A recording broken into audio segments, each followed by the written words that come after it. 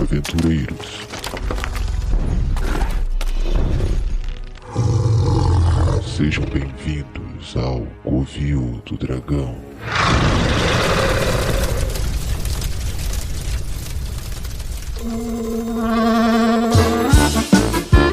Saudações, invasores de Covil. Aqui é Ed Nascimento, o famigerado Dragão Negro, e mestrar é uma arte, mas é uma arte do povo. Aqui comigo, Alissa. Pessoal, eu sou o Dragão de Cobre. E dos recônditos obscuros de São João de Meriti, o mito, a lenda, o nosso digníssimo Léo Black. E aí, Léo, que dragão você é? Eu procuro um dragão ancião aí que eu tô nessa... O nosso dragão ancião. Muito pelo bom. menos sou um primo deles aí, pode ser? Tá ótimo, tá ótimo. Dos primórdios. Aqui você é o dragão que você quiser. Então, se é o dragão ancião, Pô, melhor. Temos o nosso dragão ancião. Bom, gente, hoje a gente tá aqui, hoje a gente trouxe o Léo aqui pra falar sobre o mestre, né? O mestre de RPG. E, bem, não é pra qualquer tipo de mestre. A gente tá aqui pra falar com os mestres iniciantes, né? Que todo mundo aqui já foi mestre iniciante em algum momento. Alguns ainda são mestres iniciantes. E a gente tá aqui pra tentar trazer um pouquinho da nossa vivência como jogador de RPG, das aventuras que a gente já mestrou, o nosso tempo de jogo, que é bastante. Então, antes de você pegar um livro de 300 páginas e ler e mestrar, dá uma conferida aqui no podcast para aprender uns truques maneiros, para deixar a sessão mais empolgante, mais legal, para você deixar o jogador sedento querendo mais. Ou com raiva de você, né? Depende bastante. Ou com raiva de você. Então, ó, Ricardo, puxa a vinheta.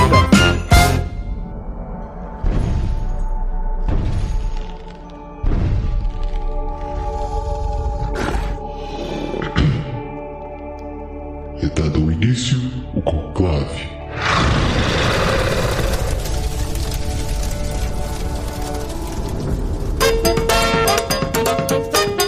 Bom, gente, vamos começar. Eu queria começar falando sobre a preparação antes da sessão de RPG. Então, Léo, você é um mestre que prepara a sessão ou você improvisa as suas sessões? Fala pra gente. Eu sou mais do improviso. Veja, eu me baseio no que eu vou querer mestrar. Normalmente eu tenho um começo e um fim. E o meio eu deixo pelos jogadores. Na verdade, pra mim, a sessão nunca é do mestre. A sessão, na verdade, pra mim é sempre dos jogadores. Que eu dou a introdução e, vamos chamar assim, vocês fazem a sessão fluir. Entendeu? Eu aprendi isso aí com o tempo. Que aí é que vem a diversão e você faz a pessoa entrar no mundo em que você quer. E aí acaba se tornando um conjunto. Eu viro realmente só um narrador. Eu só tô ali só pra poder mostrar o mundo e vocês fazem o mundo andar. No caso, volto a dizer, os jogadores. Mas eu nem sei preparar uma sessão direito. Eu tenho o começo, tenho o fim, que como eu falei pode ser alterado a qualquer momento, mas eu tenho o começo e o fim. Mas preparar a sessão não é o meu forte mesmo, não. A sessão que você prepara pra você, né? Na verdade, eu só preparo o começo na minha mente ali. E eu não limito muito o que o cara pode fazer na sessão, não, entendeu? Eu não sei se isso é uma vantagem ou uma falha, mas eu tenho o começo. Eu penso no que eu vou fazer inicialmente, depois, como eu falei, eu deixo a galera que estiver jogando levar a sessão. E aí eu vou adicionando no decorrer dela os obstáculos ou não, né? Aí a gente vai vendo no decorrer disso aí. Aprendeu com o tempinho. Isso é uma vantagem absurda, eu acho, no meu ponto de vista. Foi bem demais. E você, Alissa? Às vezes que você mestrou, você preparou a sessão ou só tocou o barco? Nas vezes que eu mestrei, eu tava bastante ansiosa, então eu preparei e imaginei, com base nas pessoas que eu ia jogar, que eu já conhecia, o que eu achava que o caminho que elas iam tomar. E todos tomaram o caminho exatamente oposto, então não adiantou nada. E acabou que eu só usei o esqueleto. E foi tudo no improviso. Ah, mas o jogador de RPG é essa praga aí, ó. Você prepara tudo. Ó, você falou isso, eu vou te dar até um exemplo. A primeira vez que eu resolvi narrar, Darkstalkers, foi X-Men, baseado em 3D e T, que veio da revista do Darkstalkers. Eu fiz uma maluquice lá, que era Dragão Brasil. Aí eu peguei os poderes do Darkstalkers, taquei pra X-Men. Fiz a Era do Apocalipse, eu lembro até hoje. E eu tava narrando muito bem, fazendo essa loucura que você falou. Só que eu escrevi tudo direitinho. E um jogador meu, que já tinha uma certa experiência, que veio de São Paulo, o Douglas, quando terminou a parte da sessão, ele falou, pô, legal, Léo, você conseguiu fazer tal. E agora? O que se faz? Porque eu tinha o começo, o meio e o fim. Eu fiz tudo direitinho. E aí eu pensei assim, pô, não tem continuação. Ele olhou pra mim e falou, como é que não tem, cara? Isso aqui é super-herói. Eu quero uma continuação, que agora eu quero saber o que tu vai fazer. E foi dali que eu comecei a pensar de que, pô, é bom ter o começo, meio e fim, mas no meio do miolo dali, conforme as pessoas vão jogando, você cria as coisas para depois você ter um final de verdade. Porque dependendo de como é que você estiver levando a campanha, eles vão querer saber mais. E às vezes esse lance de você deixar tudo preparadinho deixa eles um pouco com aquela de que podia ter mais coisa, ainda tá vazio, entendeu? E aí é nessa hora que eu falo que é muito do jogador querer jogar a sessão para frente, porque quanto mais vocês criam, aquele final pode ser tipo um final de Silent Hill, que tem 5, 6 finais diferentes. Entendeu o que eu queria dizer? Sim. Deu pra pegar, mais ou menos? Completamente. Eu acho que uma coisa interessante é jogador iniciante, mestre iniciante, jogar com jogador, mestrar para jogador antigo, que já joga já tem bastante tempo. Porque aí você é forjado no fogo do próprio AIDS. Boa, exatamente. Pô, é bem complicado. Não vou falar que é fácil, não. Porque é o que eu te falei, como eu te dei como exemplo agora.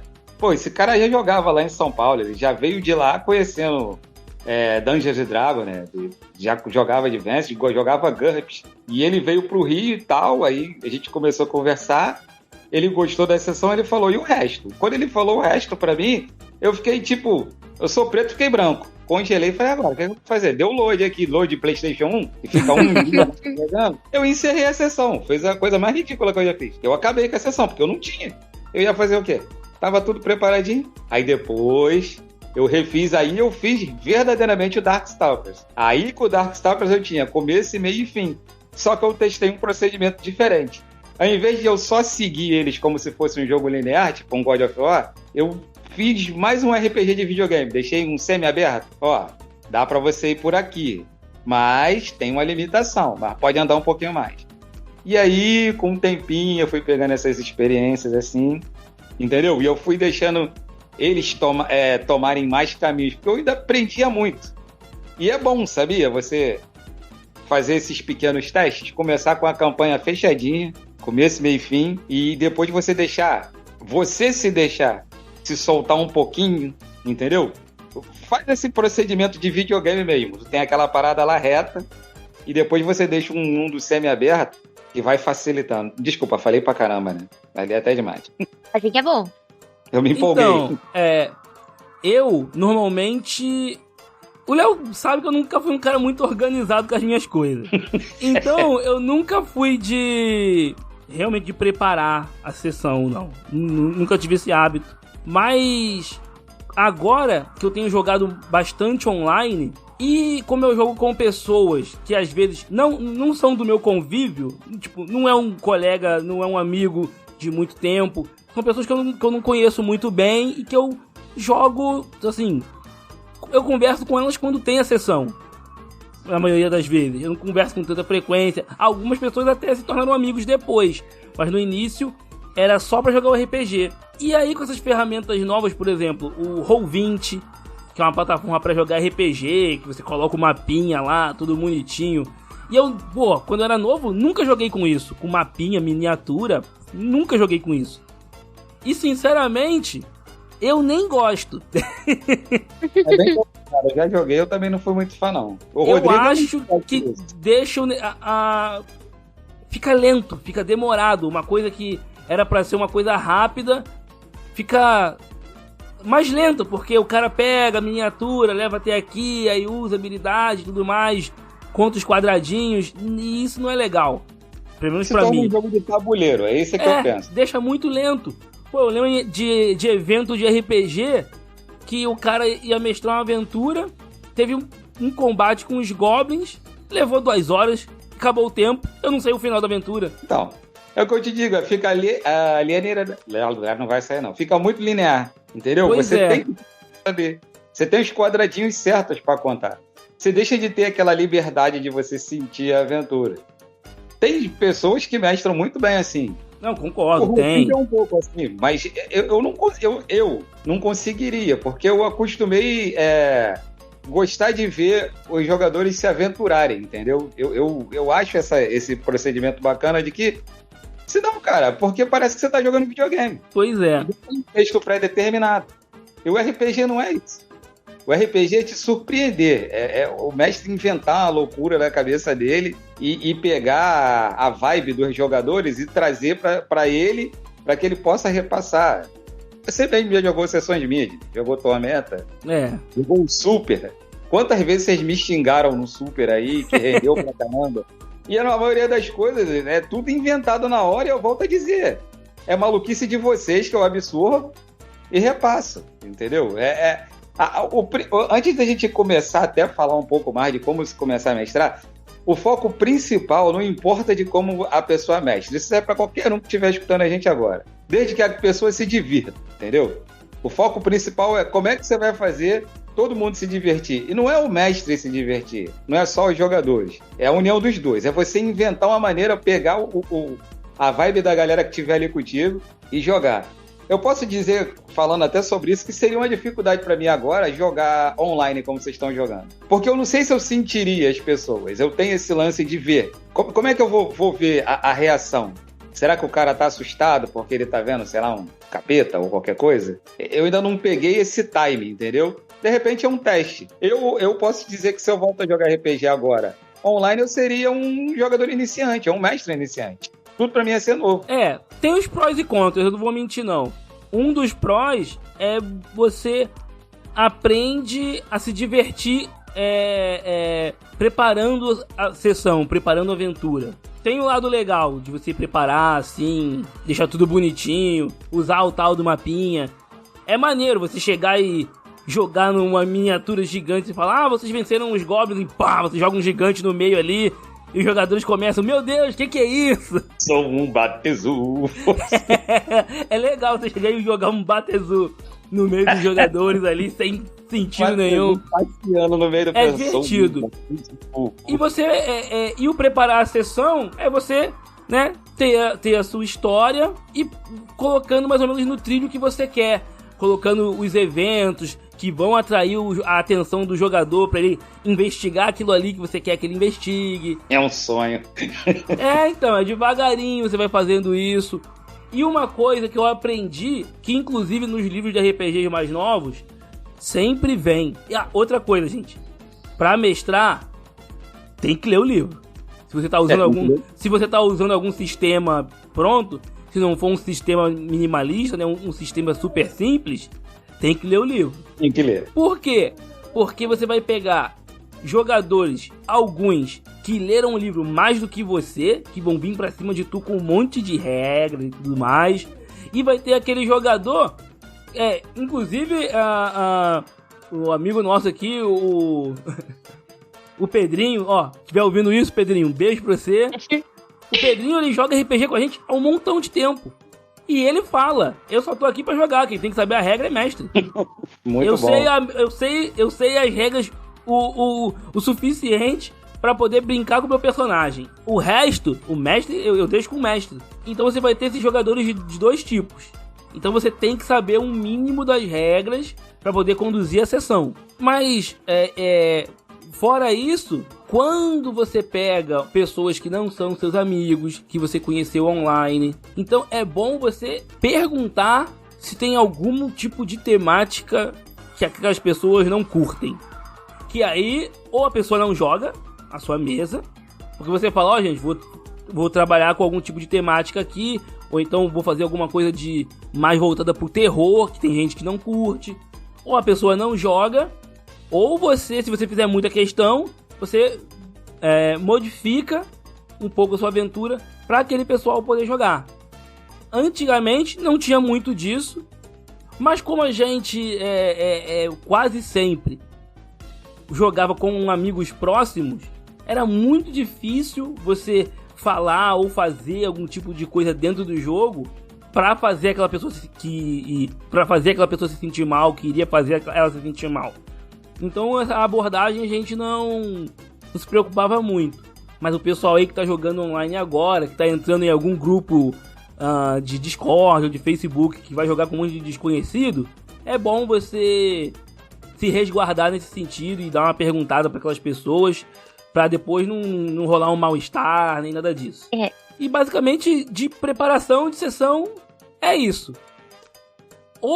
Mas o importante é você tentar mestrar. Nem que você pegue uma aventura dessas que vem pronta e você leia. Você lê ela para os jogadores. Você está começando, você pega a aventura pronta e lê. Com o tempo, você vai, como o Léo falou, você vai se soltando, você vai se dando liberdade de testar umas coisas novas, de tentar fazer uma voz diferente quando aparece um NPC importante. Mas o importante é você não desistir. Você tem que continuar mestrando. Você tem que mestrar. E não é porque eu contei essas histórias que eu nunca utilizei isso. Cara, por várias vezes, nas antigas convenções de RPG, eu mestrei a Cripta do Vampiro. Exatamente como era no livro. Usando o nome dos vampiros que se encontravam lá, a aparição dos lobisomens que tinham, tudo certinho. Porque a Cripta do Vampiro, além de ser a história de vampiro, é bem medieval. Aí você só acrescenta alguma bobeirinha ali a mais. Mas eu também cansei de utilizar histórias prontas. E aí entra a parte que você falou. Tu inventa alguma coisinha ali, nada que vá... Você, às vezes, só quer se divertir. Então, é super normal você aproveitar a abordagem. E eu não sei como os livros se encontram agora, como você falou, Ednei, mas o próprio GURPS, o GURPS Super, vem histórias prontas no final dele. Tem muitos livros que vem uma aventura inicial, né, uma história. O GURPS Super vinha na Cartas Selvagens, lembra? Cartas Selvagens, exatamente. Obrigado. Boa aventura. E o Conan vinha, 2 contos ebonianos no final, onde que você só encontrava um Conan e a sessão tava lá. Entendeu? Tem o outro também, o Cthulhu, se eu não me engano, vem histórias no final do livro. O Cthulhu vem. Entendeu? Tem vários assim que você pode pegar aquilo ali auxilia pra caramba. Aqui entra na parte, o cara não tem ideia. E é importante, como eu te falei, deve ter um esquema que eu ainda não sei, de que você pode sentir a vibe do jogador. Tenta chamar a atenção dele de alguma forma, entendeu? Tá narrando um super-herói? Sei lá, pega um cara, bota um carro pra quebrar na cabeça do outro. Tá narrando alguma coisa medieval, dá um susto neles, bota um bicho que eles acham que eles não podem vencer e ele dá um jeito, como o Hector Sunscape fazia para poder vencer o que não dava para vencer. Hector Sunscape era um personagem meu de Tormenta que nasceu na sessão do Léo. Isso, que você chame a atenção do jogador. O principal de você começar a sessão, que vou deixar bem claro, nunca é fácil, porque você vai pegar todos os tipos de jogador, como já foi falado aqui. Vai vir um cara numérico, sabe tudo mais do que você do livro. Vai vir aquele que quer jogar, mas está no receio, primeira vez. O cara tá naquela empolgação e não sabe como falar. Tem o que falar menos, entendeu? Então você tem que... com um tempinho você vai pegando. Vai ter o que vai querer aparecer mais. Sempre tem um Gambit no meio do grupo. Sempre tem. Então, aí... que você vai pegando. E eu volto a dizer, uma das coisas, não tem medo do jogador, não. Eles vão te perturbar, cara. Eles vão falar na cabeça de vocês, vai criticar alguma coisa, e as críticas que eles fizerem no meio da sessão, vai ser sempre construído. Você vai falar, pô, isso aqui não ficou legal na sessão. De repente o pessoal vai desanimar. Vou tentar montar de alguma maneira. Pensa como se fosse uma atualização de um jogo, que não começou muito bem, e que você sempre vai atualizar para alguma coisa. Cara, só pra vocês terem ideia, o meu Super durou lá em torno de 12 anos. Ou mais. O Super, eu comecei super cru, não tinha nem ideia, porque eu saí do medieval para super-herói, porque eu gostava de super-herói. Era uma salada de um monte de boneco, tudo igual. Era Supremo, que era o Super-Homem, tinha o Metálico, e era todo mundo parecido com todo mundo que vocês já viram de negócio de super-herói.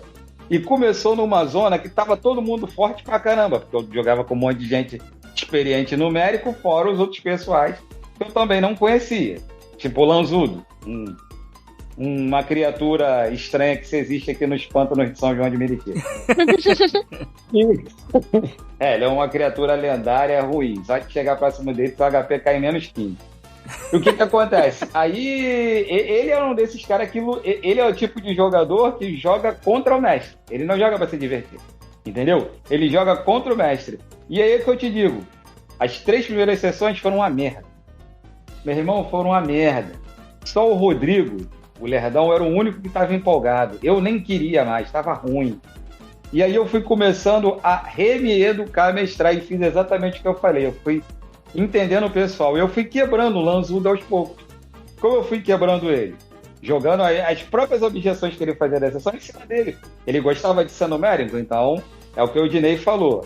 Tu quer mestrar com um livro com regras, tipo D&D, D20, agora o 3DT, Trevas, Tagmar, o GURPS. Meu irmão, tem que saber ler, tem que ler o livro, porque vai ter jogador que vai ler o livro 3 vezes mais do que você, porque ele vai querer jogar contra o mestre. Ele não vai querer jogar para se divertir, ele tá ali só para ir contra o mestre. E a ideia é todo mundo se divertir. Tem que fazer uma aventura para todo mundo se divertir. Quando tem um cara sozinho querendo resolver tudo, é um problema que o mestre vai ter que... Exato, é o cara numérico. Porque normalmente o cara numérico tem tudo. Ele sabe de tudo. Ele tem os números melhores, ele sabe como quebrar o mestre, ele sabe como quebrar a regra. É aquele cara que usa o boot do RPG. E é nessa que o mestre vê pra caraca, entendeu? Quando quer pegar um sistema assim, pra poder quebrar ele. Como é que você faz isso? Você... lendo, é o que a Ednei falou. Pegou um D20, destrincha o livro todo. Espera qualquer tipo de... E aí você transforma aquilo dali em diversão. Porque o cara começa a pensar assim, caraca, esse mestre tá me sacaneando. Filho da puta.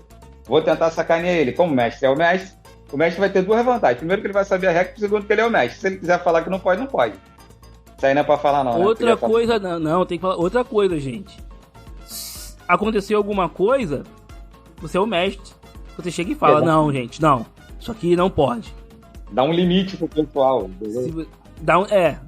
Se você achar que tem que dar um limite, bota esse limite pra não te dar problemas. E sem contar que você pode fazer coisas narrativas pra poder frear esse tipo de personagem. Por exemplo, quando ele chegar e derrotando todo mundo, você pode colocar que uma das pessoas que ele matou era alguém importante e que a morte dessa pessoa causou um problema muito grande, sabe? Vamos ver se você vai lembrar disso daqui, Ednei. Uma história rápida, só pra poder cortar. Lembra no livro de Tormenta que o Peitinho de Barata fez vários personagens? Aí, por fim, ele fez um vampiro? Lembro. O vampiro era todo numérico. Só que ele leu tantas vantagens do vampiro, ele não leu uma coisa. Ele não leu as desvantagens. O jogador costuma fazer isso. Ele vê tudo que é vantagem. As desvantagens ele não vê. Ou finge que não vê.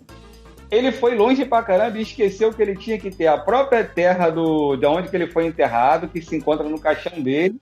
Ele tinha que dormir no lugar com a terra de onde ele foi enterrado. O que eu fiz? Eu deixei ele matando um monte de gente, andando pra lá e pra cá, até que ele ficou preso na floresta. E já estava amanhecendo. O HP dele estava mais fraco, ele lutou muito, e ele não conseguiu chegar até o lugar. Por quê? Porque ele se enterrou numa terra que não era dele, e o sol, batendo entre as frestas das árvores, começou a queimar o solo, que queimou o corpo dele e ele morreu. Simplesmente porque ele só viu as vantagens, ele não viu as desvantagens. Porque pro vampiro aguentar o sol, ou pelo menos um pouco, ele tinha que estar enterrado, né? Ele tinha que estar no caixão com areia em que ele foi enterrado. É uma regrinha maluca que tinha lá do GURPS. É coisa de história, né? Se eu não me engano, tem lendas de vampiro que é assim. Sim. Então, mas é o que eu tô te falando. É o lance do que o Ednei falou. Vamos ler, cara. Vamos ler o livro, porque vai ter o jogador que vai querer fazer para lutar contra o mestre. Ele não vai para se divertir. Ele quer só sacanear o mestre, que ele quer falar, eu sou melhor do que você. Ele tá jogando a tua campanha e quer brigar contigo. É incrível ser isso. E você vai encontrar... Pra galera que tá começando a mestrar agora, eu não tô querendo assustar você não, porque vai aparecer. Sempre tem. Tem um cara que só quer zoar e tem essas criaturinhas aí.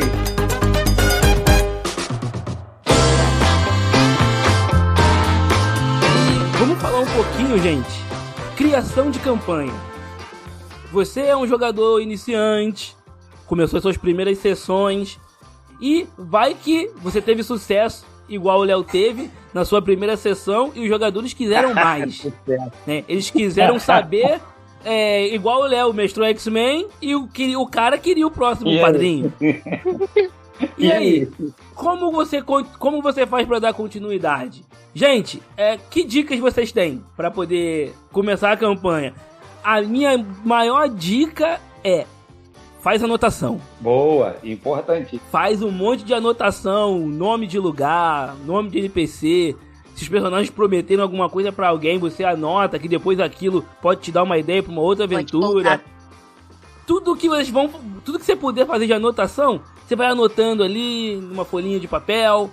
Aí depois, quando você lê as suas próprias anotações, vai te dar ideia pra continuar a aventura que...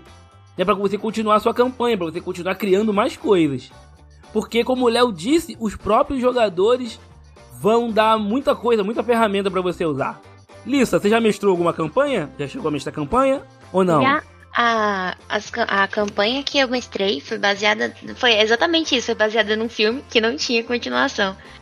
Então eu tive que fazer exatamente isso que foi dito. Eu anotava algumas coisas e, de acordo com que a personagem tal conversou com alguém, eu podia ter ajudado um NPC em específico e não ajudou, esse NPC voltava pra assombrar. E aí eu fazia toda a história. Eu fiz, né, toda a história em cima desse personagem e consegui seguir por mais algumas sessões. Bacana. Ó, gente, outra coisa que ela disse que é muito legal. Pô, viu um filme, um quadrinho, um anime, um mangá, gostou de alguma coisa, se te deu vontade, coloca. Se você não ficar muito à vontade, faz que nem eu. Coloca, muda uma coisa ou outra pra não ficar igual. Mas põe. Um exemplo é o Super aí. Se você achar que vai ficar divertido, faz. Se você achar que não ficou legal, foi uma coisa que aconteceu, vai seguir a vida e ninguém nem mais vai lembrar disso depois. Ou então vão lembrar e vai virar só uma história engraçada. Que é a maioria das vezes o que acontece, entendeu? É o que eu te falo, pega a vibe do pessoal, divide aquilo que você quer fazer em cada jogador ali, bota um pouquinho na história para cada um. E aí vai se criando. Porque, na verdade, a gente não cria mais nada. Na verdade, não tem mais nada que ser criado. Eles só estão atualizando o que já foi feito. Nossa, outra coisa que o Léo disse que é muito importante. Coloca uma coisinha para cada personagem. Se tem um ladino, coloca uma oportunidade ali para ele assaltar alguma coisa, roubar alguém, descobrir um cofre escondido, ter uma outra guilda de ladrões pra ele entrar, coloca alguma coisa pra ele. Se tem um guerreiro, coloca uma arena, coloca combate. Se tem um mago, você coloca pistas de uns pergaminhos arcanos especiais que ele pode encontrar. Se tem um bardo, coloca uma mina ou um cara pra ele se encantar ou encantar esse personagem. Mas você tem que fazer todo mundo jogar, todo mundo se sentir bem-vindo naquela aventura ali. Então sim, criem coisas pra todos os jogadores. Uma coisa interessante é que tem muito mestre, que eu já joguei, que esquece muito do passado do personagem. Às vezes dá pra você criar alguma coisa com o próprio passado do personagem, que deixou alguma coisa ali em aberto. E você pode fazer uma mini saga dentro da mesa em si, da história principal, talvez voltando no passado do personagem, ou até mesmo só utilizando um arquétipo do passado dele. Um passado, né, na verdade, porque dependendo do sistema tem passado. Então, tipo, às vezes você pode não ter nada. E é uma coisa importante, não se esquecer o background do personagem, que foi escrito, e esses detalhes importantes que o próprio sistema te proporciona. Essas coisas de botar coisa do passado do personagem é sempre divertido e pega o próprio dono do personagem de surpresa. Não, o Léo falou do Hector Sunscape. O Léo falou do Hector Sunscape. E o meu personagem sempre gostava muito de falar dos feitos da família dele. E ele vivia citando o vovô Sunscape, que era muito grande, que era muito forte. E era melhor que tirando o Sualas. Tirando o Sualas era uma farsa. O vovô Sunscape mais o Tiranduro Wallace é um outro personagem lendário de Tormenta. Era uma farsa perto do vovô Sunscape. O vovô Sunscape era muito melhor. E assim, eu descrevi o vovô Sunscape como ele sendo tão grande que ele andava com um grifo no braço como se fosse um falcão. Só que eu não tinha noção do tamanho de um grifo. Então, na minha cabeça, pô, tá de boa. Possível. Até que um dia o meu personagem entrou num casarão abandonado e tinha um quadro gigante do Vovô Sunscape. E assim, o quadro tomava a parede inteira. Foi aí que eu tive a noção do tamanho do cara. Mas assim, do jeito que eu criei isso, o Léo, ele deixou. Aí tinha um coroa lá de uns 12 metros de altura, mais ou menos. Que eu nunca vi, eu só vi o quadro. Eu nunca vi dentro da sessão. E que todo mundo do grupo achava que era mentira. Aí eu pude mostrar. Nossa, foi um dos melhores dias da minha vida. Fiquei muito feliz. Era o Vovô Sunscape. O cara que pegou tirando zoado. Caraca, é muito mentiroso, cara. Teve muita coisa bacana nessa sessão. Caraca. Eu tô te falando aí. Isso que eu acabei de falar. É a diversão da sessão. Ao mesmo tempo que você vai colocar algumas coisas sérias, vai vir um jogador maluco igual esse que eu vos fala e vai criar um negócio que nem ele mesmo tinha noção e que divertiu a sessão pra caramba.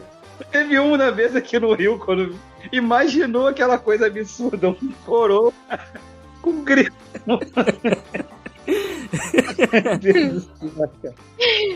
Realmente, muito maluco. Cara, a sessão é isso, entendeu o que eu tô te falando? Você tem que divertir o cara. É essa bobeira aí que faz a pessoa se divertir.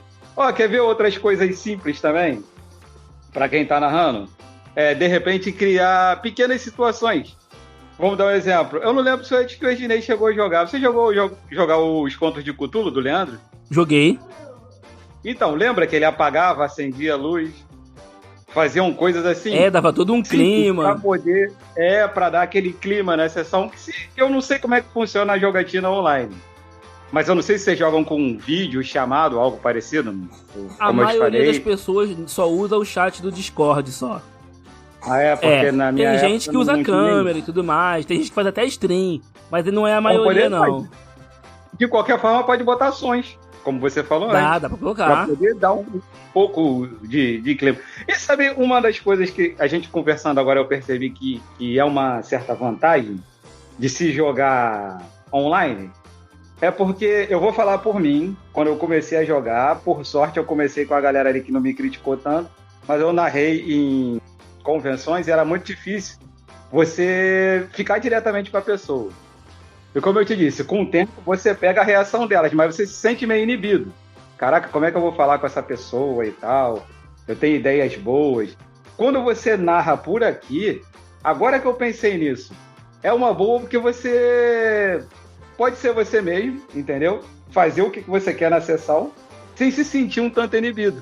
Até você ter a liberdade de falar diretamente com a pessoa aqui. Por mais que eu tenha dito que você sinta a vibe dos outros é boa, você vendo o pessoal assim, é difícil, cara, porque você pode sentir aquela pessoa que tá te rejeitando ali na hora. É igual um relacionamento, tu tá tentando um negócio lá, tu já toma um rejeite na hora ali. A mesma coisa na sessão, e aquilo já te deixa inibido. Eu acho que esse procedimento é muito bom para quem tá começando a narrar agora, mestrar por aqui, porque você vai poder, né, forjar tudo aquilo que você imaginou para a campanha e ir modelando aos poucos sem ter esse contato tão direto que às vezes é bom e às vezes é ruim. Porque você vai começar a entender o pessoal. Até você vai ver quem tá falando mais, quem não tá falando. Eu acho que é até bom esse procedimento assim. Posso estar errado, mas eu pensei nisso aqui agora. É bacana. Realmente. Então já pode aproveitar que você tá empolgado. Podia tentar, né? Entendi direto. E se for tentar, já deixa um espaço pra mim na mesa, porque já gostei bastante. Eu entendi direto. Não é isso tudo, não, meu. Mais ou menos. A gente tenta. Aí se os ouvintes comentarem, ó, a gente até grava pra vocês, hein, gente. Estão prometendo nada, mas se os ouvintes demonstrarem interesse e tal, pode ser que, né, vocês possam ouvir aí o lendário Leonardo Monteiro. Mas não vou vou falar para os ouvintes que não é só eu que tenho experiência mestrando, não. Tem um aí também, que é o narrador principal do podcast, também que já narra, assim, há bastante tempo, entendeu? E tem uma vasta experiência também em mestrar, não é, senhor Sunscape? Pois é. Entendeu? O senhor Sunscape também sabe de bastante coisa. Léo, como você faz para conseguir o engajamento dos jogadores? Para conseguir fazer eles quererem continuar jogando, para manter o interesse deles? Então, é o que eu estava explicando anteriormente. Eu tenho o começo da sessão. Vamos supor que eu queira Conan. Eu tenho ideia do mundo. E antes de começar, eu falo para todo mundo mais ou menos como a Ereboriana. Não precisa especificar muito, porque eu quero que eles tenham a surpresa do mundo. Eu quero criar o primeiro interesse. A Ereboriana. Pode chegar e falar assim, pra que tem um Conan? Eu vou querer jogar com um monte de gente que anda com cueca? Não tem graça. Mas aí, faz o background da campanha e não do personagem. O que seria? Eu posso jogar com um cara com arma na Ereboriana. Tá, tu vai ter um arco. Não vai ser a mesma coisa que uma arma. Aí tu começa a limitar o cara e vai mostrando o mundo pra eles. E aí entra a parte que eu te falei. Você vai pegando o que cada um acha um pouco mais interessante. Vai ter aquele cara que é mais inibido, ver qual personagem que ele vai colocar. Começa como eu faço as pessoas terem interesse, forçando ele a participar mais. Porque, como eu te disse, se tem uma campanha de 4 pessoas, tem sempre o Gambit. O cara que tá ali mostrando, que é o cara que desenrola com um monte de mulher, ou vai ter aquela maga bonitona que vai chamar a atenção e que vai ser o foco da campanha. Eu começo a chamar os outros jogadores para alguma coisa. Lembra que a gente falou lá atrás o que nós falamos, de pegar o background, como ela disse, de uma parte lá atrás da história que ela pegou do filme e depois trouxe para trazer o jogador, e que a gente estava conversando de você ver o que cada jogador faz e começar a criar uma coisinha? É o que eu faço para poder continuar chamando a atenção. E aí eu vou jogando a minha história. Eu já tenho meu começo. O começo da Ereboriana é vocês irem até o pântano e encontrar um cristal e trazer pro rei da Aquilônia, porque ele tá esperando. Pronto. Daí eu começo. Invento um ataque na cidade, onde que faça todo mundo se reunir. Ou eu boto para que um apareça numa hora, outro apareça em outro. E daí eu vou fazendo com que cada um fale. E uma das coisas interessantes que eu consigo fazer é não eu falar.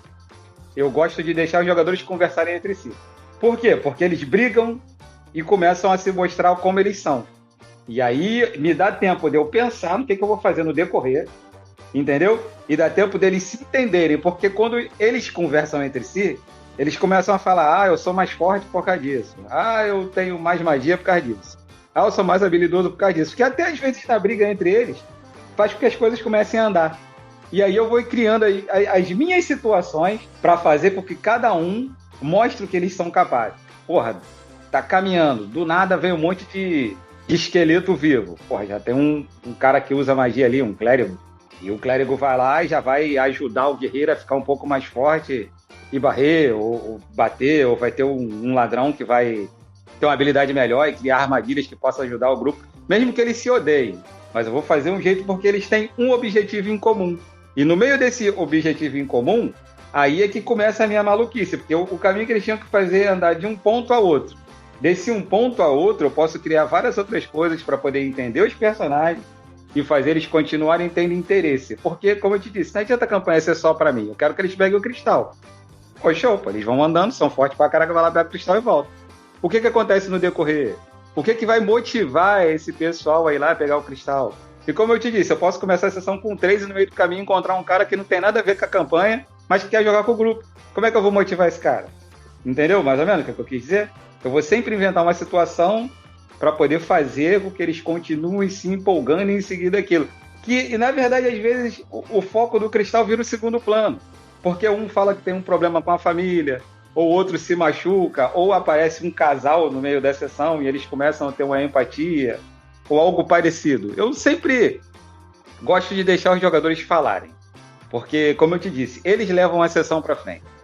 Eles podem estar simplesmente ali com uma coisa que não tem nada a ver. E que vai acabar indo para o caminho que eu quero. E do caminho que eu quero pode fazer histórias totalmente aleatórias com ele. Eu sou bem aleatório para esse tipo de procedimento. mas eu sempre tento puxar para que eles falem mais, para que eu possa incentivar cada vez mais eles. E o bacana de fazer eles se incentivarem é um conversar com o outro. Ou botar um NPC bem aleatório que faça eles falarem mais. Porque eles falando que me faz eu criar cada vez mais. Falando em NPC, Léo, como é que você faz para criar NPCs que são marcantes, que ficam na cabeça dos jogadores? Porque eu já joguei aventura sua que tinham NPCs que não eram poderosos, não tinham grandes magias, mas que todo mundo se lembrava. Por exemplo, tinha algumas cidades que tinha um cara que ia à noite acendendo as lamparinas na cidade. E aí, quando o sol se punha assim, aí ele gritava: já são 6 horas e está tudo bem! Bem lembrado, antes que eu tire essa maluquice? Não sei, cara. Era só o cara que acendia as lamparinas. Mas eu acredito que todo mundo que jogou lembra desse cara. Porque é só você dar vida aos NPCs. Mas como que você faz? É a voz? É a situação que o cara aparece?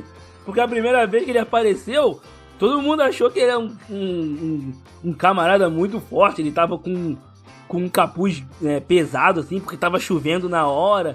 Léo descreveu o cara vindo, pisando no meio da lama na cidade. Pronto, você já falou isso tudo. Dá vida pro NPC. Dá uma vida pro NPC. O NPC é um personagem que tá ali. Ele pode ser um personagem que vai andar com vocês.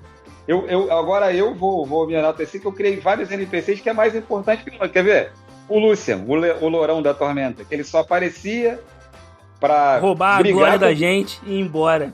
E no final ele não era nada, mas todo mundo sabia, pronto, já vem esse cara perturbar. E ele era hiper forte e nunca ganhava você não ganhava ele. E ficava nisso. Ou então você tá com preguiça, toda taverna que você fosse, tinha um cara careca, com um braço com o símbolo da Marinha em Tormenta, com a mão e que era o taverneiro. É foda. Entendeu? Cria uma voz, bota uma voz de velho, se o cara é velho. Quer ver uma das coisas que chamava atenção quando eu mestrava? Um cara dentro da taverna que tem aqueles cabelos tipo do desenho da Disney. Já viu os desenhos antigos da Disney, como a Bela e a Fera? Uhum. Tem aquele monte de gente que fica dançando e os cabelos dele ficam balançando pra lá e pra cá. Sim. Uhum. Coisa. O cara que fica escondido com o olho vermelho, olhando aqui assim, todo mundo ao redor. Enfatizar a pisada, como você disse, do cara, o chão rangendo, detalhar como ele tá vestido, porque às vezes você só faz isso para tirar a atenção do foco principal. O vilãozão tá lá. Mas você dá tanta vida. E uma outra coisa que eu gosto de fazer bastante não é só porque tem 4 jogadores que eu não vou jogar. É para os NPCs para falar. Porque o mestre é um jogador também, a gente não pode esquecer disso. Eu quero que os meus NPCs tenham vida, porque eu quero fazer os NPCs terem vida. Eu não quero eles com um fundo de Street Fighter. Só fica levantando o braço e chega lá e morreu. Não, eu quero, sei lá, um ataque de Goblin na cidade. Mataram uma pessoa. O que tem essa pessoa? Essa pessoa, ele era um fazendeiro, que todo dia ele ia lá, pegava lá o bocado de galho, levava para a casa dele, para poder fazer a fogueira, para cozinhar, e depois ele ia plantar as cenouras dele. E ele tinha uma família. Ou ele perdeu alguém. Da mesma forma que os jogadores estão jogando, o mestre também tá, pô. Então, dá vida pro NPC. Nem que seja por uma bobeira, como eu te disse, um cara que tem um narigão, ou um piercing que vai chamar atenção. Ou como toda taverna minha tinha uma loura peituda, porque eu li isso no Dragonlance, eu cismei de colocar. Entendeu?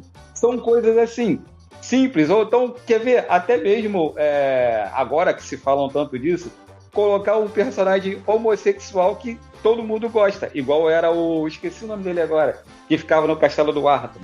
Ah, eu esqueci o nome dele, cara. Pior que todo mundo... Senhor Johnson.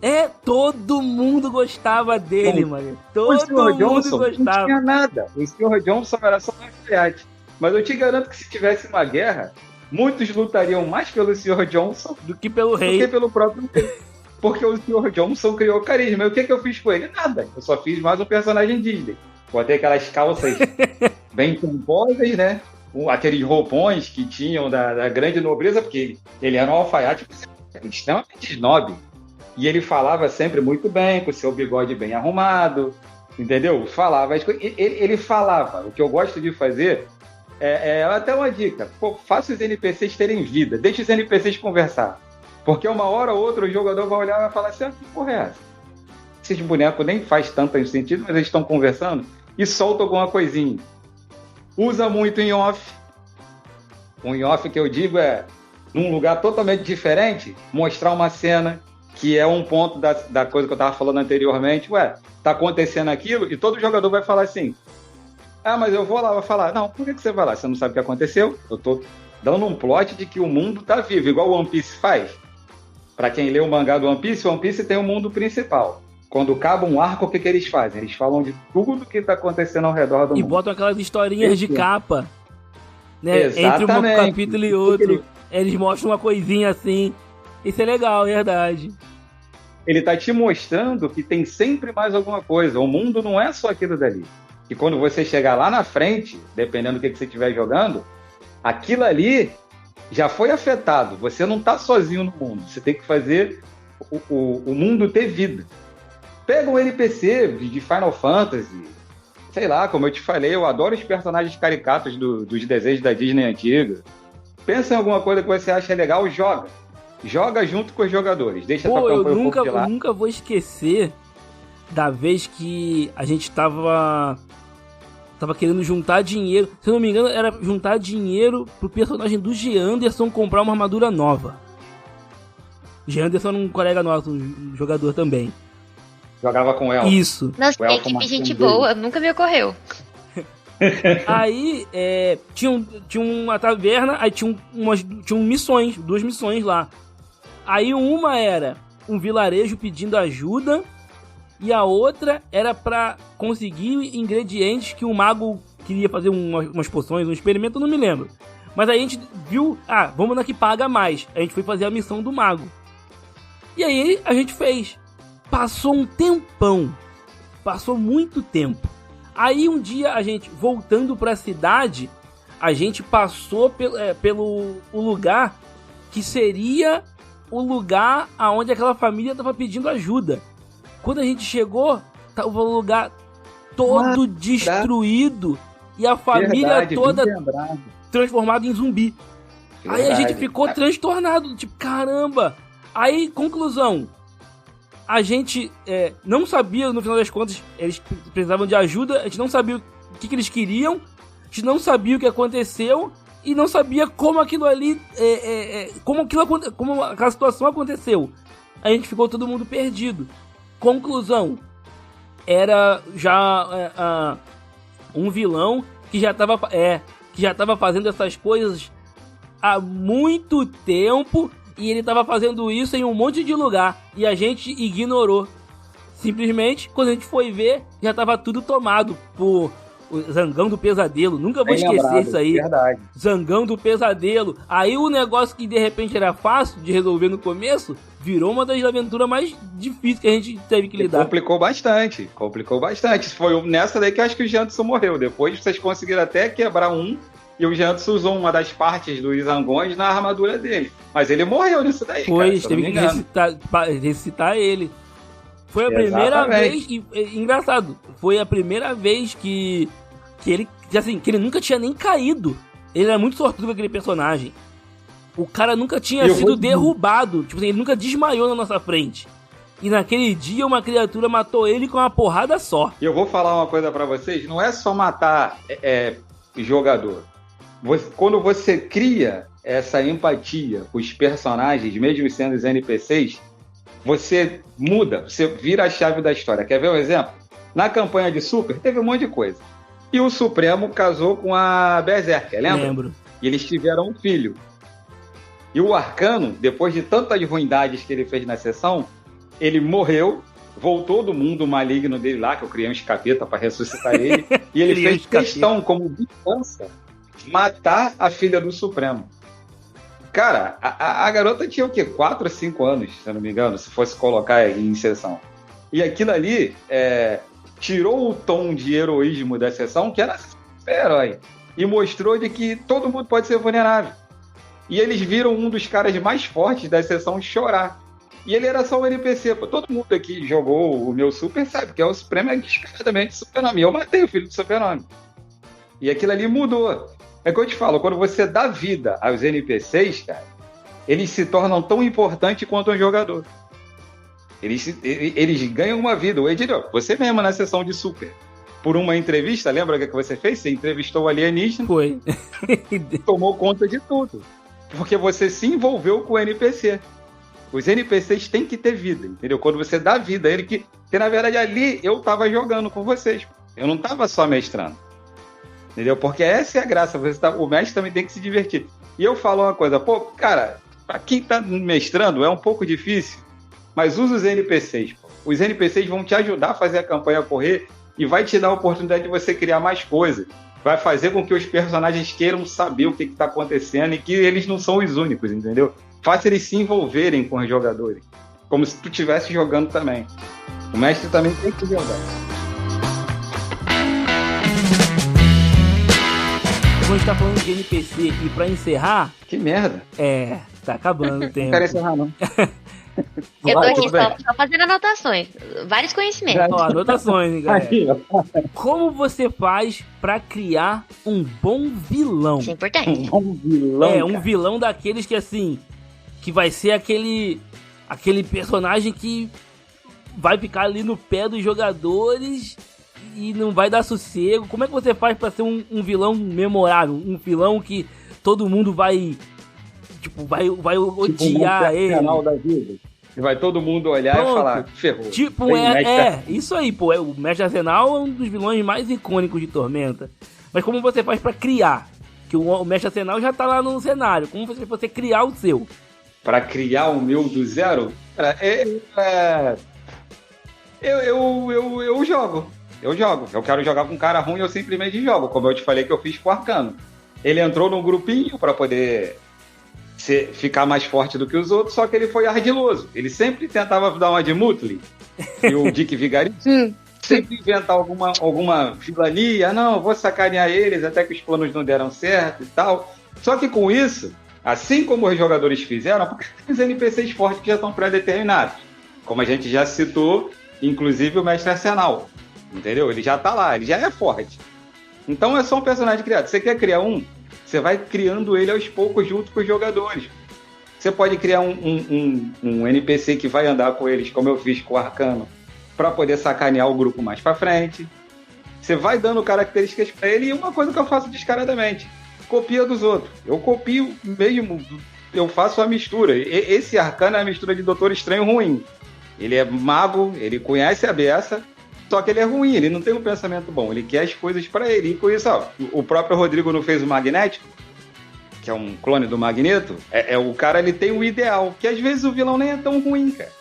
Ele só tem um pensamento totalmente egoísta, que é o jeito dele. E ele não quer aceitar, ele não quer ser esse heróizinho bonzinho que todo mundo anda do lado. Entendeu? Aí eu vou imaginando. Eu tava tentando lembrar aqui que tinha um mago que era contra o Warlock, que era o personagem do Leandro em Tormenta também. Entendeu? Que, se eu não me engano, ele era também um mago bem poderoso, só que ele estudou mais do que o Leandro.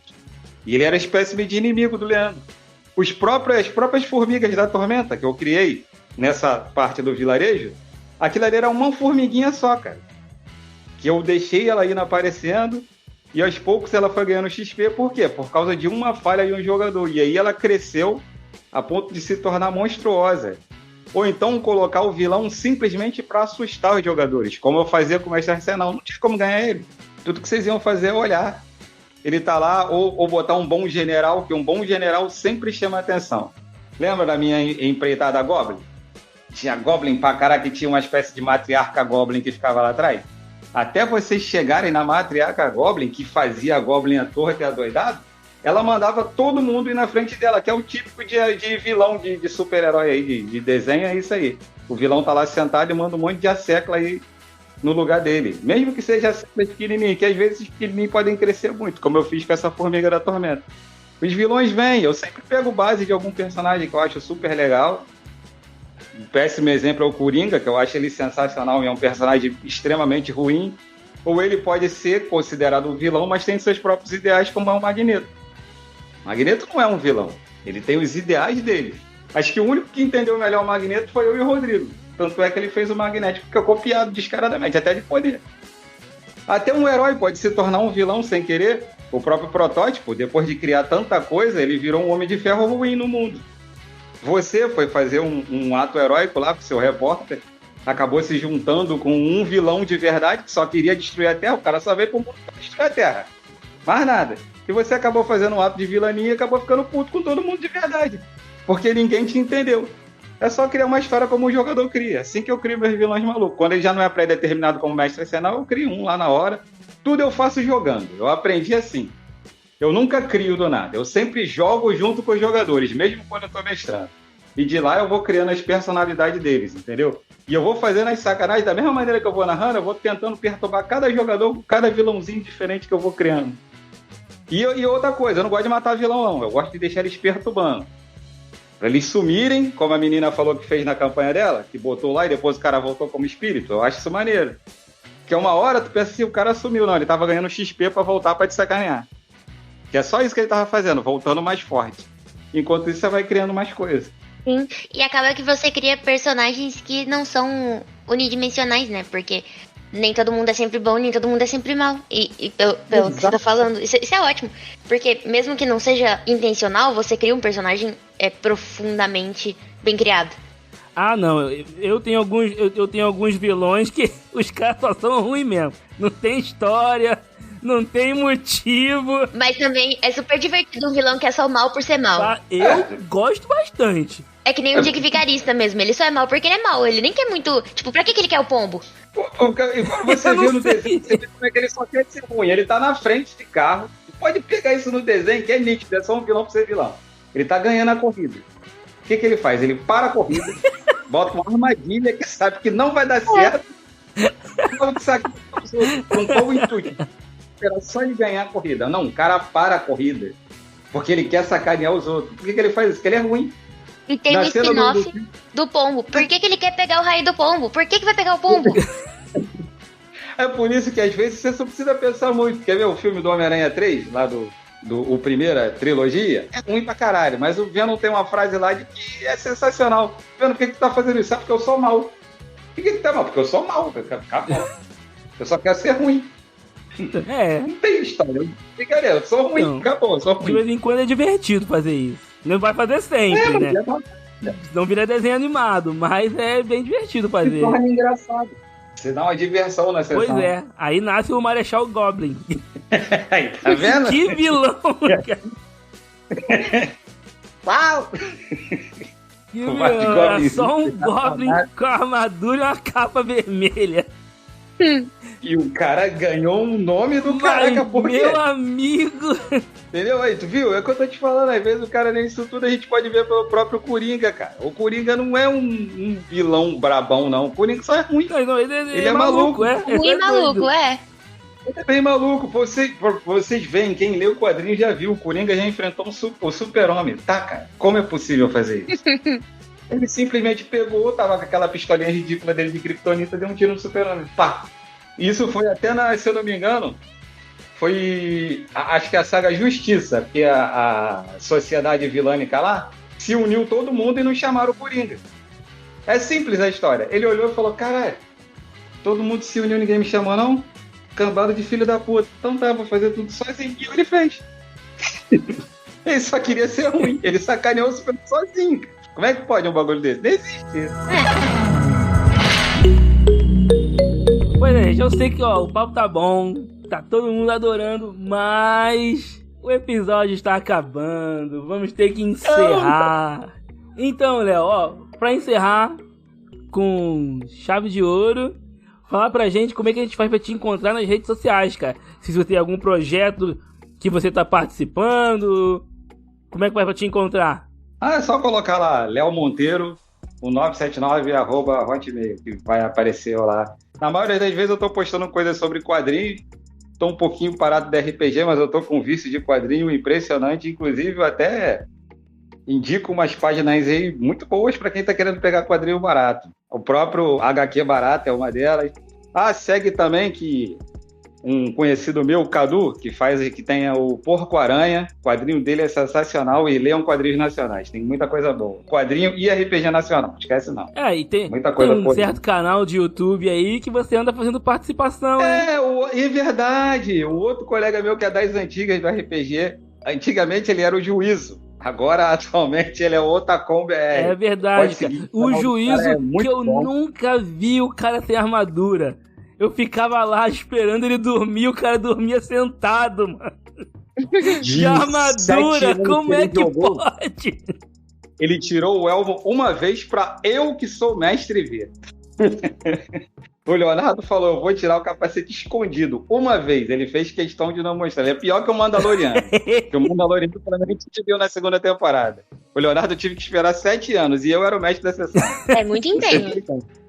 Hã? É empenho pra caramba poder manter isso aí. Porra, eu não dava vou te conta. falar, ele fazia tudo escondido. Ele era estranho. E eu lembro, ele só mostrou o capacete que ele ficou triste. Porque ele acabou se apaixonando pela personagem da Priscila, lembra? A Luna? Eu esqueci. A Luna. Isso. E a Luna casou com aquele Dério. E ele tava começando a gostar dela. Então foi o único momento que ele chorou e ele tirou o capacete. Isso também demorou 7 anos de sessão. Só. E depois ele nunca mais mostrou o rosto.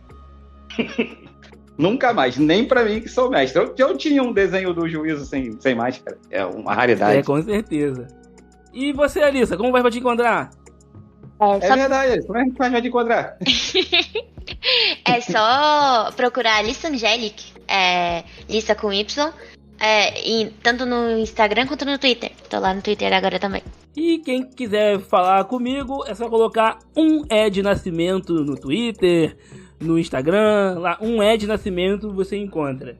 E se você quiser falar diretamente com o Covil do Dragão, você fala com a gente no Twitter, @Covil do Dragão, @Covil do Dragão, que lá você fala com a gente, conversa, cobre a sessão de certos mestres. De certas mestres novas também, né? É verdade. Entendeu? Sabia que ia sobrar pra mim. Achando que tá passando despercebido, só porque vê Naruto e tá se escondendo. Não, a gente enxerga. Vem com essa pessoa de mim, não, a gente enxerga. Então, gente, um abraço pra todo mundo e vamos mestrar, vamos jogar, que é bom demais e gasta pouco, porque videogame tá muito caro. Falou, gente! Tchau, tchau. Obrigadão, hein? Valeu a todos.